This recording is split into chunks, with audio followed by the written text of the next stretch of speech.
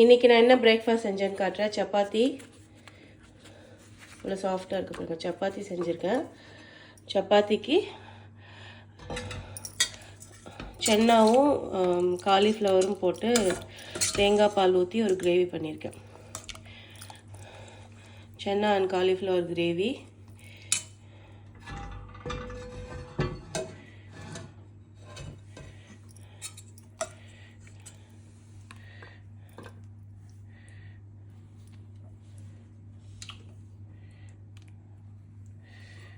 So இதுதான் என்னோடய breakfast.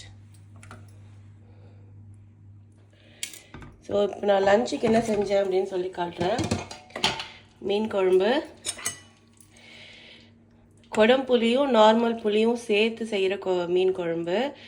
இதனோட ரெசிபி வேணும்னா கமெண்ட் பண்ணுங்கள், உங்களுக்கு நான் ரெசிபி ஷேர் பண்ணுறேன். ஓகே, ரொம்ப திக்காகவும் இல்லாமல் ரொம்ப தண்ணியாகவும் இல்லாமல் செம்ம டேஸ்ட்டாக இருக்கும் அந்த மீன் குழம்பு.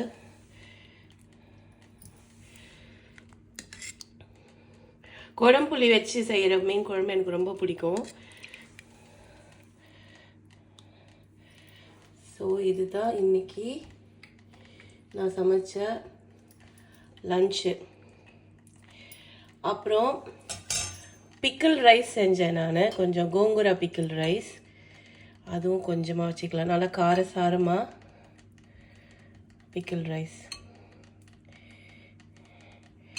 இதனோட ரெசிபி வேணும்னாலும் சொல்லுங்கள், நான் உங்களுக்கு கமெண்ட் ஷேர் பண்ணுறேன். ஸோ இதுதான் என்னோடய லன்ச் இன்றைக்கி. என்னோடய லன்ச் எப்படி இருந்துச்சுன்னு கமெண்ட் பண்ணுங்கள். இதனோட ரெசிபி ஏதாவது வேணும்னாலும் கமெண்ட் பண்ணிங்கன்னா உங்களுக்கு நான் ஷேர் பண்ணுறேன். Okay, have a great day. So இது வந்து கிட்ஸோட லன்ச்சு. கிட்ஸும் அவங்களே செஞ்சு சாப்பிட்றாங்க.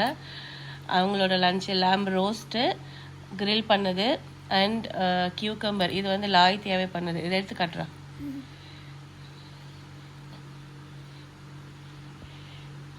எவ்வளோ அழகாக பண்ணியிருக்கா பாருங்க.